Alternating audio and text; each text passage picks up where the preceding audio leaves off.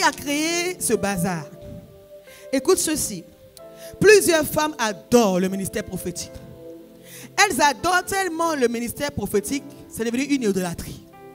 Mais plusieurs détestent les oints de Dieu à cause du vent d'escroquerie, du vent de mensonge, du vent de séduction. Mais on doit trouver ce soir le juste milieu pour qu'on ne puisse pas adorer l'instrument ni détruire l'instrument. Et l'histoire de la veuve de Sarepta va nous aider à le faire. Amen. Acclame le Saint-Esprit. Bien-aimé, je comprends qu'une femme déteste les pasteurs. Une fois, j'étais en train de voyager, j'étais à l'aéroport avec un de mes collaborateurs. Et j'étais assis, je causais avec un monsieur, on était tranquille, on causait bien. Et j'ai dit, je suis pasteur. Il m'a dit, quoi? Moi, je déteste les pasteurs. Et du coup, il a changé de visage envers moi, alors qu'on était bien ensemble. Donc, malgré que j'étais cool avec lui, dès qu'il a entendu pasteur, il a changé de visage. Pourquoi ce genre de réaction? Matthieu 24, verset 24. Il est écrit dans Matthieu 24, verset 24, car il s'élèvera de faux Christ et de faux prophètes. Ils feront de grands prodiges et des miracles, au point de séduire. Moi, j'aime ce verset. Il dit, au point de séduire s'il était possible. Cela veut dire que ce n'est pas possible qu'on puisse séduire les élus. Amen. Est-ce qu'il y a des élus ce soir? Bien-aimés, Dieu dit, il aura des faux prophètes, ils feront de grandes choses, au point où ils vont même essayer de séduire, mais ils ne pourront pas séduire les élus. Tu n'as pas à t'inquiéter quand tu sais qui tu es. Aucun faux prophète ne peut séduire un élu. Il pourra essayer, mais tu auras la grâce pour détecter qui est vrai et qui est faux. Donne-moi ton meilleur amen. Donne-moi ton meilleur amen. Donne-moi ton meilleur amen. Donne-moi ton meilleur amen. Alléluia. Je suis élu de Dieu. Personne ne peut me séduire au nom de Jésus. Donc on sait qu'il y a une menace. Mais parce qu'on est des élus, on n'est pas intimidé par ça. Parce que c'est parce qu'on sait qu'il y a une menace qu'on a mis des barrières. Comme on sait qu'il y a des faux, on s'est mis un système de protection pour attaquer. 2 Pierre 2, verset 1 à 2 dit, il y a eu parmi le peuple, 2 Pierre 2, verset 1 à 2, il y a eu parmi le peuple de faux prophètes. Et il y aura de même parmi vous de faux docteurs qui introduiront des sectes pernicieuses et qui, reniant le maître qui les a rachetés, attireront sur eux une ruine soudaine. Plusieurs les suivront dans leur dissolution. Et la voix de la vérité sera calomniée à cause d'eux. À cause des faux prophètes, la voix de la vérité sera calomniée. Par cupidité, ils aiment l'argent. Par cupidité, ils trafiqueront de vous au moyen de paroles trompeuses, eux que menace depuis longtemps la condamnation. Et dans la rue, ne sommeille point.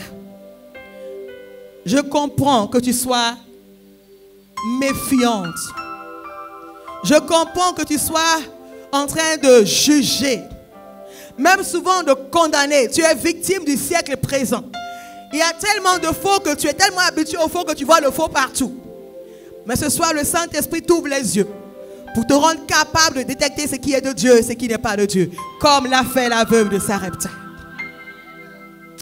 Alléluia. En 2 Timothée 6, il dit, il en est parmi eux qui s'introduisent dans les maisons. Waouh.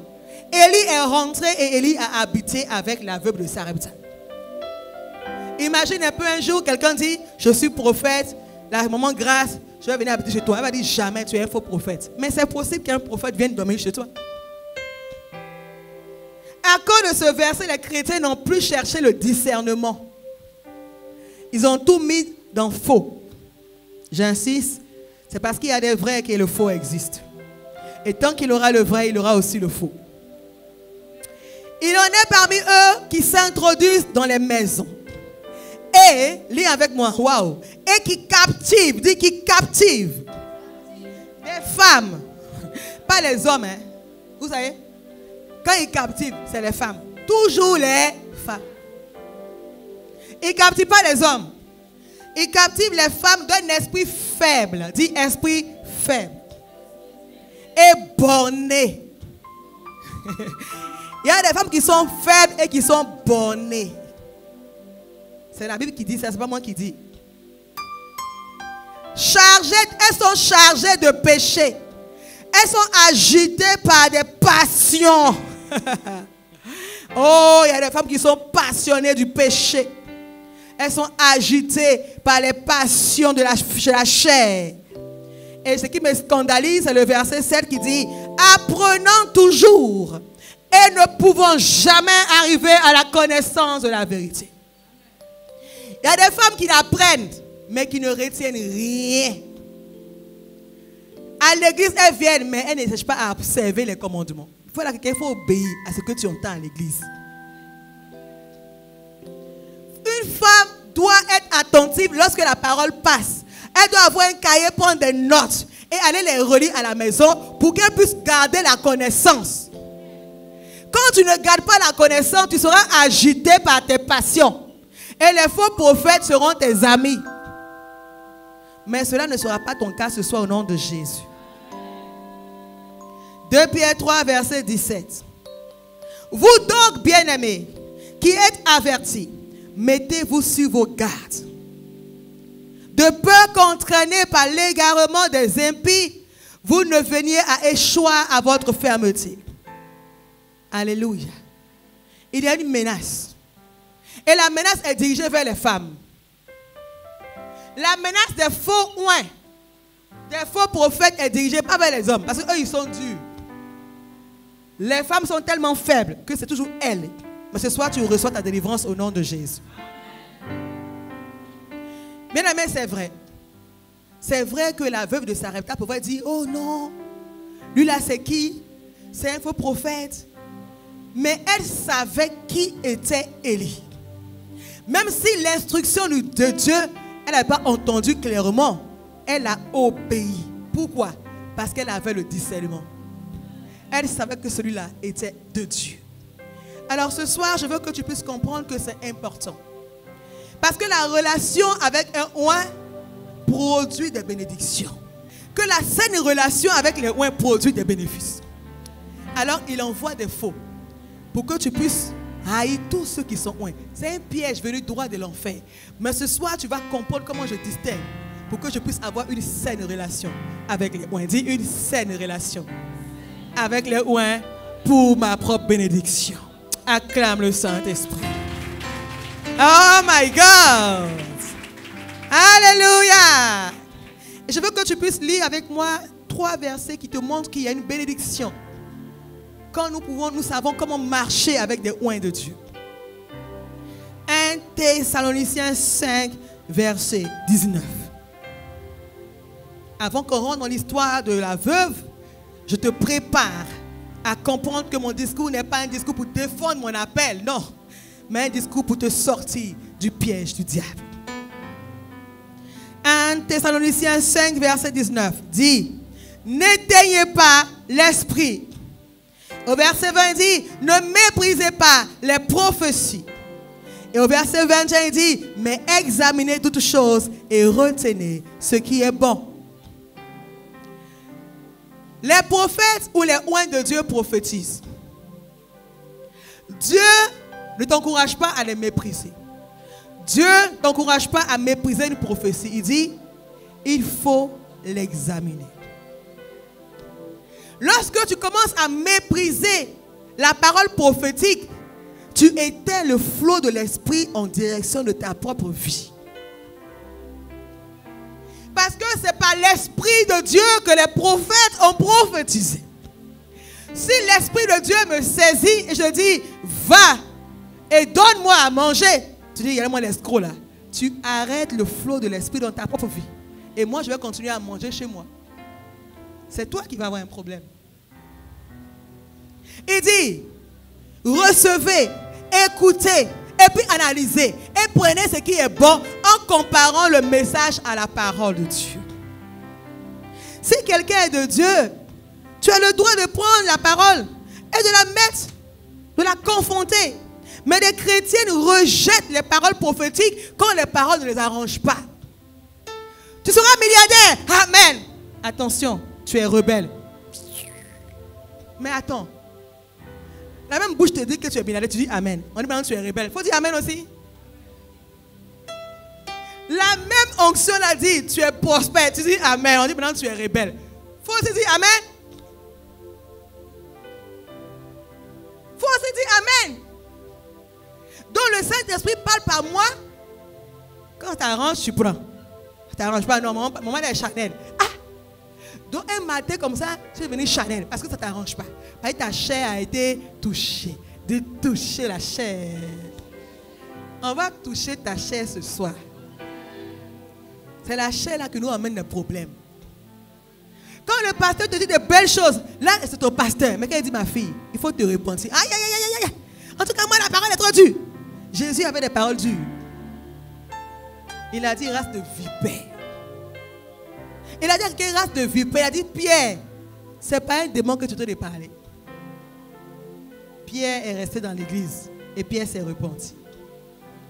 Des chrétiens choisissent les paroles prophétiques. Faut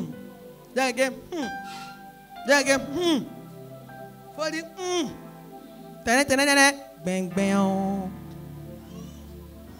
C'est à cause de vous qu'il y a des faux prophètes, c'est ça. Vous voulez seulement les chimères, ce qui fait doudou à l'oreille. Tu vois les plumes, non? D'autres prennent les plumes, puis ils grattent leurs oreilles. C'est doux, mais c'est pas bon. Tu fais crou, crou, crou, crin, crin. C'est doux, hein, la plume dans l'oreille, là. Mais ça tue.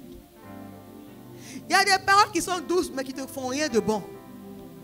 Il y a des paroles qui font mal au corps, mais qui guérissent l'âme. Donne-moi ton meilleur amen. Donne-moi ton meilleur amen. Donne-moi ton meilleur amen, Rebecca. Donne-moi ton meilleur amen, Rebecca. Pro shakaya brota. Quand Dieu dit que tu es cupide, c'est que tu es cupide. Il veut que tu laisses ça. Faut accepter. Et je vais commencer à prophétiser maintenant tout de suite.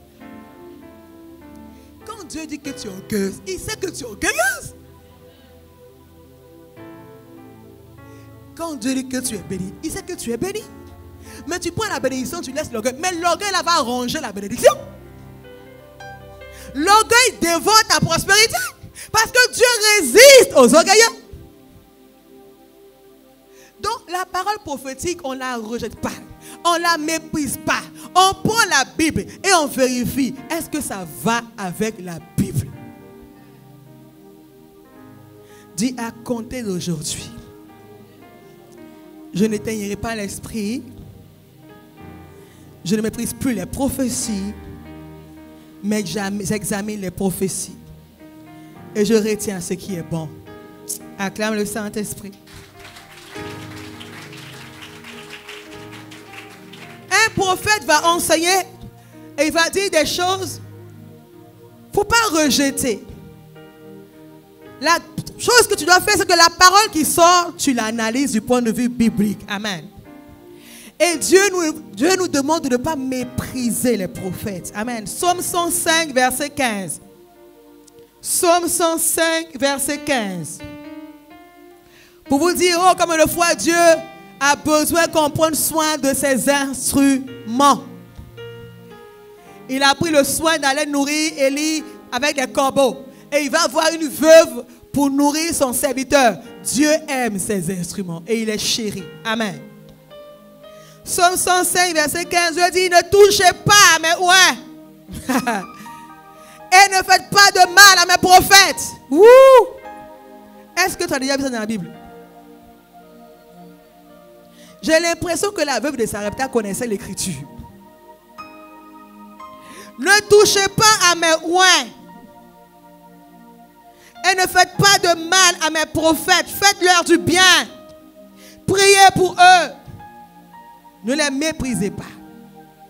Et Matthieu 10, verset 41 nous dit, celui qui reçoit un prophète en qualité de... Oh my God, la veuve de Sarepta, elle avait la révélation.